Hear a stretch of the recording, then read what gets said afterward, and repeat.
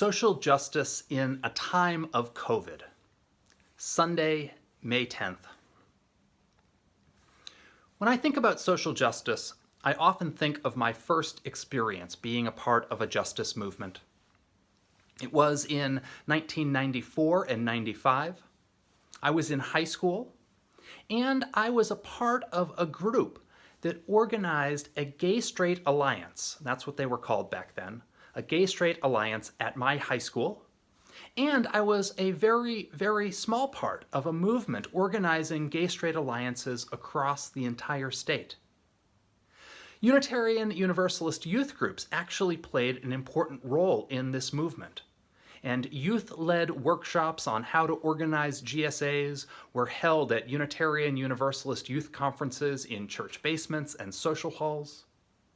It was powerful work.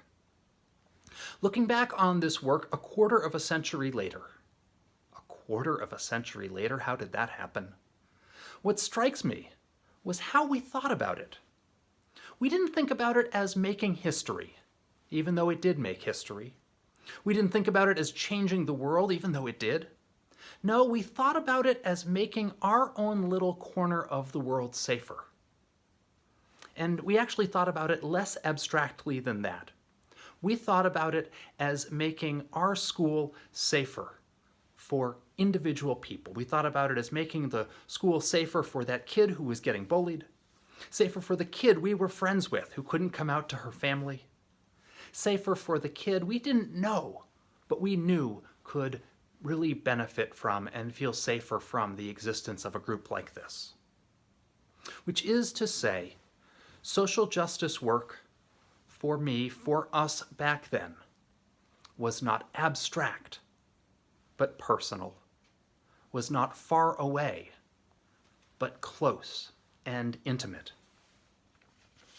Back when I was in high school and a member of my local Unitarian Universalist high school youth group, there was a document that came out from the Unitarian Universalist Association entitled The 5 Components of a Healthy Youth Group. The 5 Components of a Healthy Youth Group. And this document put forward the idea that a truly transformative experience for young people would include 5 things. It would include worship. It would include learning. It would include leadership development. It would include fellowship, which meant doing fun things. And it would include service and justice work. Worship, learning, leadership, fellowship, justice. And the truth is these 5 components of a balanced youth group are not just true for young people, they're true for people of all ages. A balanced church contains all 5. A balanced spiritual life contains all 5. Worship, learning, leadership, fellowship, and working for justice. I've been thinking a lot about our church over the past 8 weeks. We've been able to bring worship online. We have sermons and joys and sorrows and hymns and even a virtual choir. And did you listen to that great music that Eric Bannon shared with us this morning?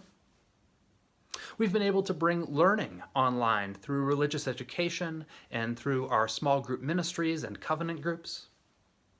We've been able to bring leadership online. Our board and committees continue to meet. I recently started teaching the Preaching Practicum, which I believe is a form of leadership development. We've even been able to bring some fun and fellowship online with our Sunday morning Zoom coffee hour and our Saturday afternoon fellowship time for children. But how do we bring community service work? How do we bring justice work online? Which is actually another question, which is how do we make this work that is so deeply relational, how do we make it possible for us to do it in a time of social distancing? There can be no debate that this justice work is deeply, deeply needed in this time. You don't have to look very hard at all to find evidence that the pandemic is only deepening the chasms of injustice and equality within our society. It's true that a microscopic virus may not discriminate, but when a virus spreads within a system that is already discriminatory, its impact will only perpetuate that discrimination, that inequality. We know that statistically African Americans are demographically overrepresented in the number of people who are diagnosed with the coronavirus, and especially overrepresented in terms of those who die from it. People of color are already greatly overrepresented in terms of who is incarcerated and detained in our country, and prisons and detention centers are proving to be a death sentence for many who are locked away. We know that systemic racism in our country impacts every aspect of the pandemic. Women and minority-owned businesses, for example, are less likely to receive grants through the Small Business Administration. Immigrants and the spouses of immigrants are ineligible to receive stimulus checks. Undocumented workers are employed in many of the industries that are most at risk for contracting COVID-19. And at the same time, they are deemed essential.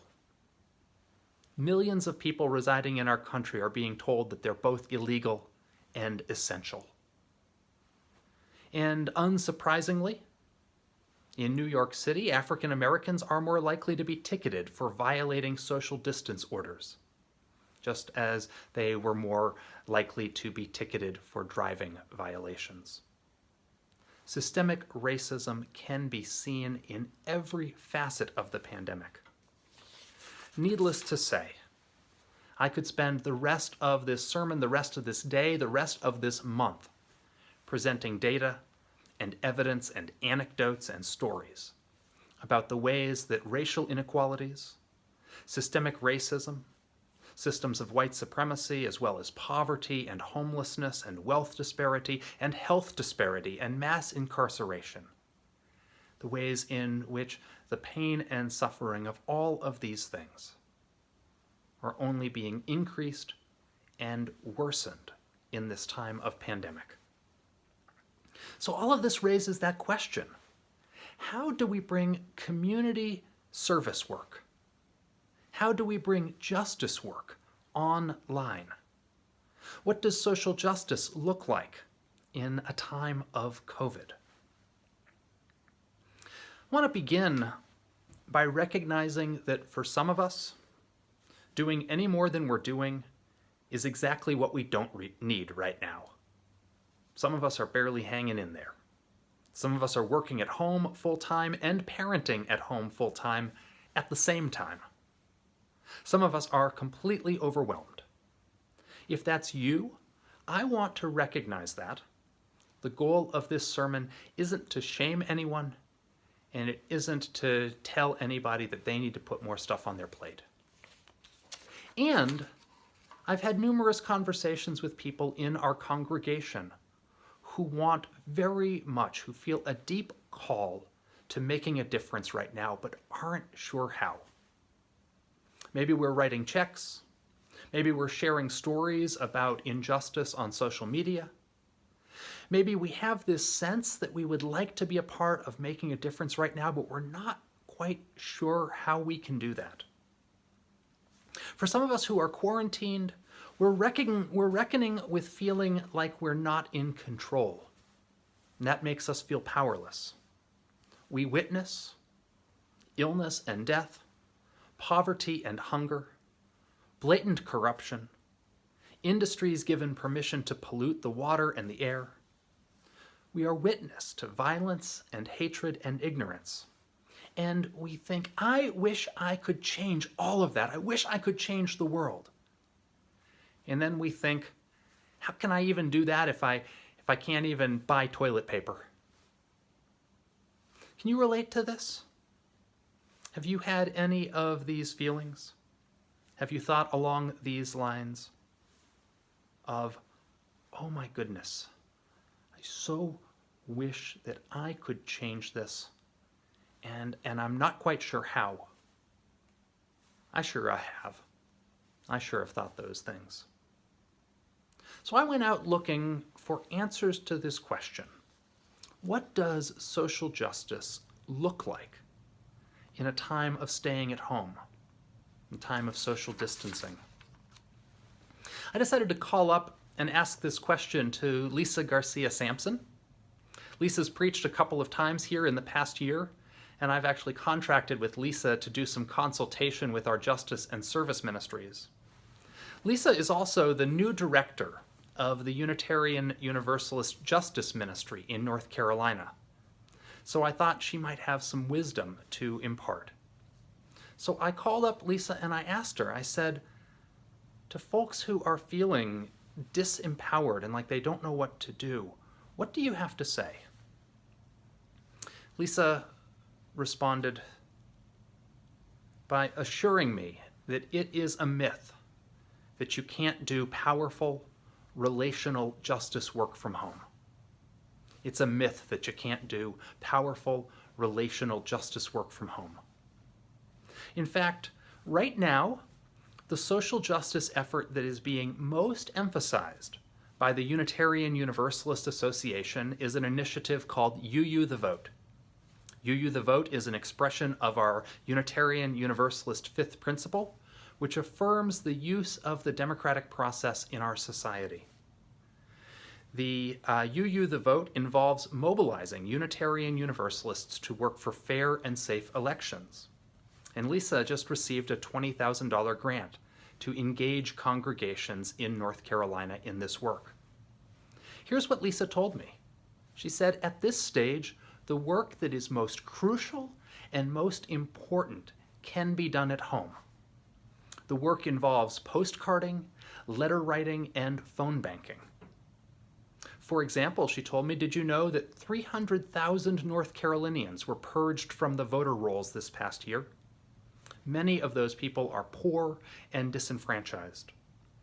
And so the UU Justice Ministry of North Carolina is working on a postcard writing campaign to contact as many of these people as possible to let them know that they've been removed from the voter rolls and that they need to re-register. UU churches in North Carolina have committed to send more than 5,000 postcards as part of this program. Lisa also told me that she hosts a Friday action hour every week where UUs around the state gather by Zoom and take a collective action, whether that's calling an elected official or writing to an incarcerated person. And they do this while being able to chat with each other over Zoom. It is deeply relational to meet with UUs. Lisa also told me something that I already knew, which is that this reaching out, canvassing, whether it's door-to-door canvassing, which we can't really do right now, or phone canvassing, is actually deeply relational. It's not transactional. It's not calling someone to say, this is what I need from you, but it's actually calling and saying, I care about you. What is it that deeply concerns you? And then helping that person to become empowered, to know what they can do to begin to move the world in the direction that they need it to move. To the side of the screen, I've actually put a couple links this morning for how to get involved in this work.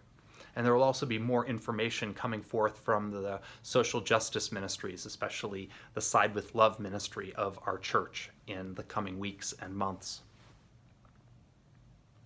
I'd be lying if I said it was easy or simple to figure out how to do relational justice and service work during a pandemic.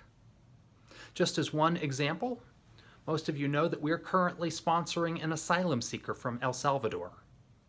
It's been a challenge to try to figure out access to groceries, health care, English classes, while needing to keep 6 feet apart and talk through a mask at the minimum. It's a relationship at a distance, but relationship calls us to creatively show up. Our Right Here, Right Now letter writing campaign, led by Brenda Rogers, is trying to figure out how to coordinate letter writing and delivery while we're socially distanced. This letter writing is a profoundly relational act. It's a way of reaching out and says, I'm in relationship with you. and I need your help so that people stop being hurt. Lisa Garcia Sampson shared with me a perspective that I thought was valuable. She said, many of us in the dominant culture go through life with a sense that we are in control. And this pandemic has upended that. It has shown us all the ways in which we're not in control.